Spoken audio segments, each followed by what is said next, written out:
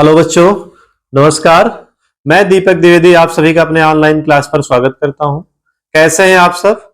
आशा है कि आप सब अच्छे होंगे और मस्त होंगे। तो आज हम लोग क्लास 9th एनसीईआरटी का चैप्टर 1 पढ़ेंगे और आपका पहला चैप्टर है संख्या पद्धति। तो संख्या पद्धति का हम लोग एक्सरसाइज 1.1 एनसीईआरटी का पूरा एकदम कंप्लीट हल करेंगे। आइए ध्यान से देखते हैं और समझते हैं। ठीक है, चलिए देखिए, आपका पहला क्वेश्चन क्या है?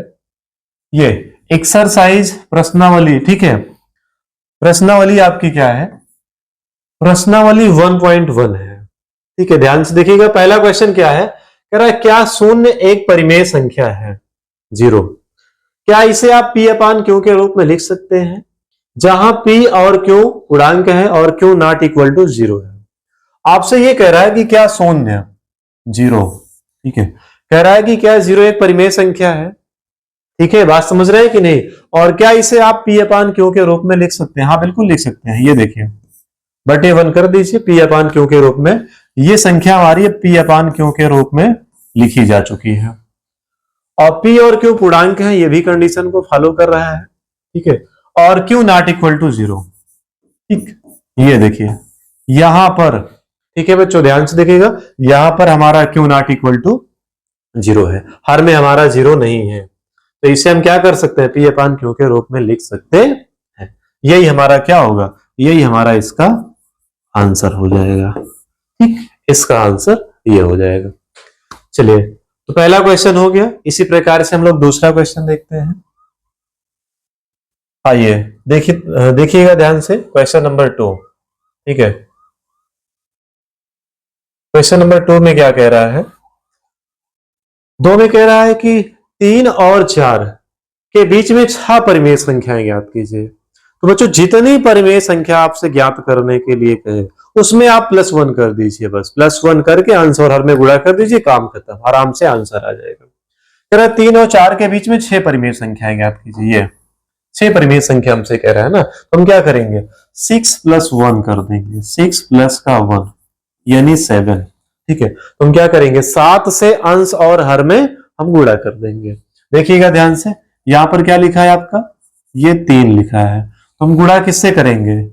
ठीक है, 7 से करेंगे ये।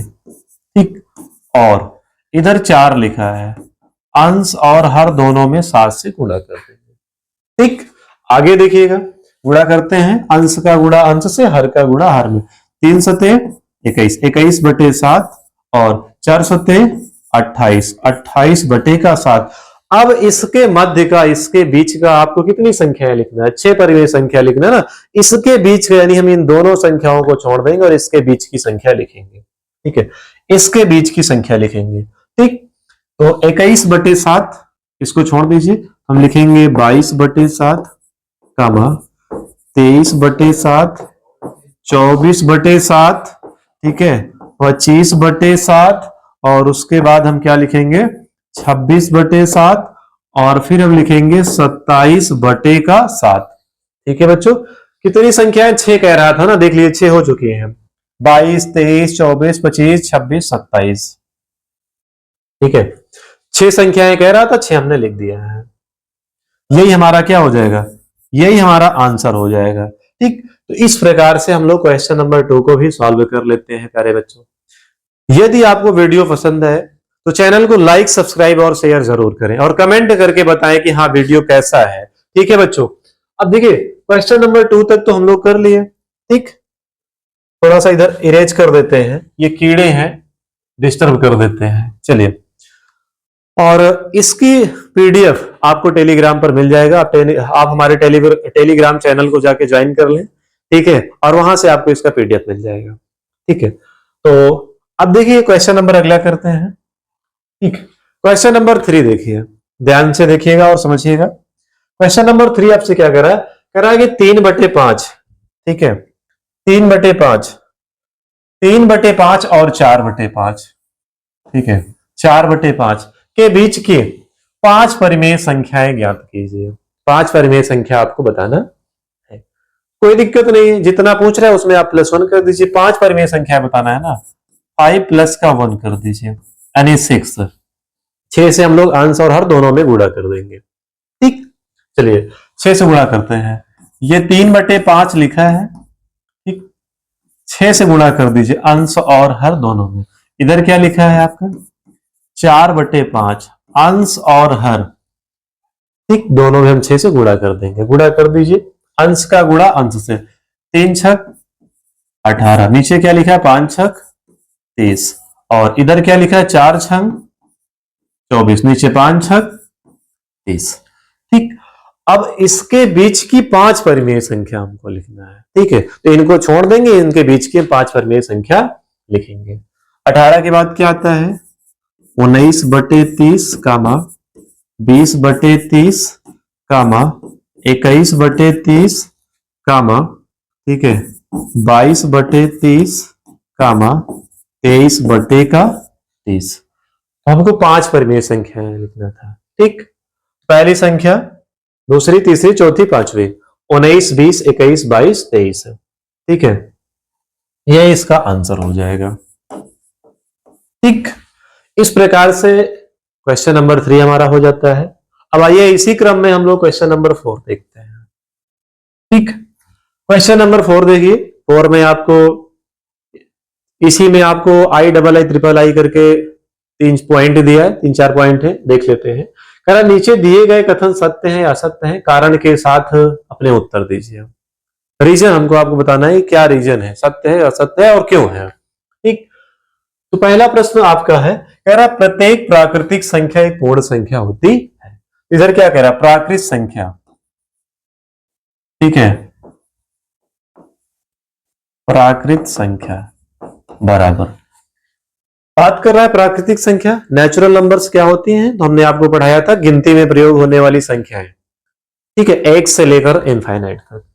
तो ये हमारा 1 2 3 4 5 डॉट डॉट, ठीक, इनफाइनाइट तक, ये सब हमारा क्या है, ये सारी संख्याएं हमारी प्राकृतिक संख्या है। और किसकी बात हो रही प्राकृतिक संख्या के साथ साथ, पूर्ण संख्या की बात हो रही है।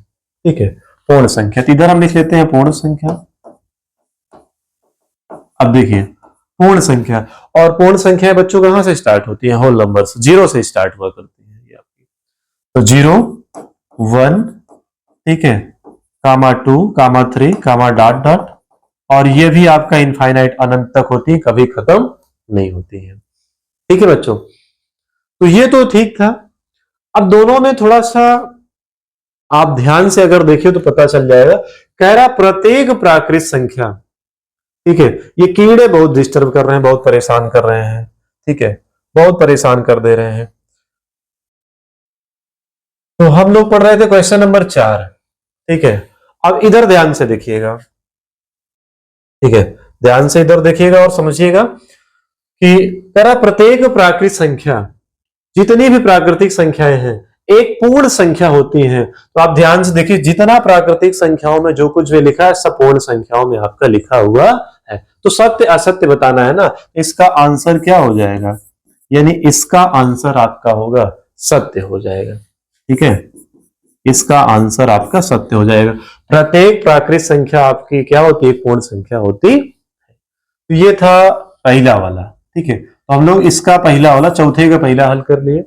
अब चौथे का दूसरा वाला देखिएगा, इधर देखिएगा ध्यान से। चौथे का दूसरा क्या कह रहा है कि प्रत्येक पूर्णांक, पूर्णांक इंटीजर्स, सबसे पहले पूर्णांक होता क्या आइए देख लेते हैं। ठीक है, कह रहा है प्रत्येक पूर्णांक, ये आपका माइनस इनफाइनाइट से प्लस इनफाइनाइट तक होता है बच्चों। ठीक है, ये देखिए बीच में आप 0 लिख लीजिए। ठीक है, बीच में आप 0 लिखिए, और 0 के दाहिनी ओर प्लस में संख्याएं होती हैं। ठीक है, 0 के दाहिनी ओर संख्याएं कैसी होती हैं, प्लस में होती हैं। ठीक है, 1, ठीक, कामा 2 कामा 3 डॉट डॉट, ये आपका इनफाइनाइट तक चलता है। और 0 के बाईं ओर इधर संख्याएं माइनस में होती है, माइनस का 1 कामा -2, और इसी प्रकार से हम लोग डॉट डॉट डॉट डॉट करते आएंगे। ठीक है, तो इधर आ जाता है हमारा माइनस का इनफाइनाइट, माइनस इनफाइनाइट से प्लस इनफाइनाइट तक होता है पूर्णांक हमारा। ठीक है, तो प्रत्येक पूर्णांक एक पूर्ण संख्या होती है। ध्यान से देखिएगा, प्रत्येक पूर्णांक जितना लिखा है 0 प्लस माइनस, ये क्या होती है आपका, एक पूर्ण संख्या होती है। ठीक है, पूर्ण संख्या में आप गौर से देखिएगा, ध्यान से देखिएगा, तो पूर्ण संख्या हमारा जीरो से लेकर प्लस इनफाइनाइट तक होता है। ठीक है, यानी ये जीरो से लेकर इधर जो लिखा है, ठीक है, ये सब तो हमारा पूर्ण संख्या होता है, लेकिन माइनस में जो संख्याएं लिखी हैं वो हमारा पूर्ण संख्या नहीं होती है। ठीक है, तो ये हमारा क्या हो जाएगा, सत्य होगा कि असत्य होगा, ये हमारा असत्य हो जाएगा। तो इसका आंसर क्या है, इसका आंसर है असत्य। ठीक है, इसका आंसर असत्य हो जाएगा। अब अंतिम और लास्ट देखिए इसका ट्रिपल आई। इसका ट्रिपल आई क्या है, प्रत्येक परिमेय संख्या। सबसे पहले हम लोग परिमेय संख्या क्या होती है ये देखेंगे। परिमेय संख्या, ठीक, जिन्हें हम पी अपान क्यू के रूप में लिख सकते हैं, वही हमारी क्या होती है, वही हमारी परिमेय संख्या होती है। ठीक है बच्चों, जिसे हम पी अपान क्यू के रूप में लिख सकते हैं। देखिएगा, अच्छा इधर देखिए, इसको पूरा इरेज कर लेते हैं, फिर से देखते हैं। तीसरा वाला परिमेय संख्या, ठीक, ये बात कर रहा है परिमेय संख्या की, परिमेय संख्या। ये परिमेय संख्याएं क्या होते हैं, जिसे हम पी अपान क्यू के रूप में लिख सकते हैं। यानी देखिए 1/2, 2/3, 4/5, कुछ भी लिख लीजिए, कामा 0, माइनस का 1/2, माइनस का 5/7, ये सब क्या है आपका परिमेय संख्या है। तो प्रत्येक परिमेय संख्या एक पूर्ण संख्या होती है। फिर से बात कर रहा है पूर्ण संख्या की, तो पूर्ण संख्या हमारा ये लिखा है, बोर्ड पर है, ध्यान से देखिएगा। पूर्ण संख्या जीरो से लेकर क्या होती है, जीरो से लेकर प्लस में होती है। ये नहीं, देखिए जीरो भी चल जाएगा, प्लस में जो संख्या है वो भी चल जाएंगे, लेकिन माइनस में, जैसे ये लिखा है। ठीक है, और आपसे कह रहा प्रत्येक परिमेय संख्या है, प्रत्येक परिमेय संख्या एक पूर्ण संख्या होती है। तो प्रत्येक परिमेय संख्या, ठीक है, प्रत्येक परिमेय संख्या आपका, ठीक है, एक पूर्ण संख्या नहीं हो सकती, क्योंकि पूर्ण संख्या माइनस में नहीं होती है। तो इसका आंसर क्या होगा, आंसर इसका हो जाएगा असत्य। ठीक है बच्चों, इसका आंसर असत्य हो जाएगा। तो इस प्रकार से हम लोग एक्सरसाइज 1.1 को पूरा कंप्लीट सॉल्व कर लेते हैं। और यदि आपको वीडियो अच्छा लगे, लाइक, सब्सक्राइब और शेयर जरूर करें, और अन्य बच्चों तक इसको जरूर पहुंचाएं। ठीक है, और अब हम लोग डिजिटल बोर्ड पर, सारी क्लासेस आपके डिजिटल बोर्ड पर होगी, और सभी कक्षाओं का धीरे धीरे सभी कक्षाओं के बैच स्टार्ट हो जाएंगे और पढ़ेंगे। तो आज के लिए इतना ही। Love you all, take care, मिलते हैं फिर किसी वीडियो में। धन्यवाद।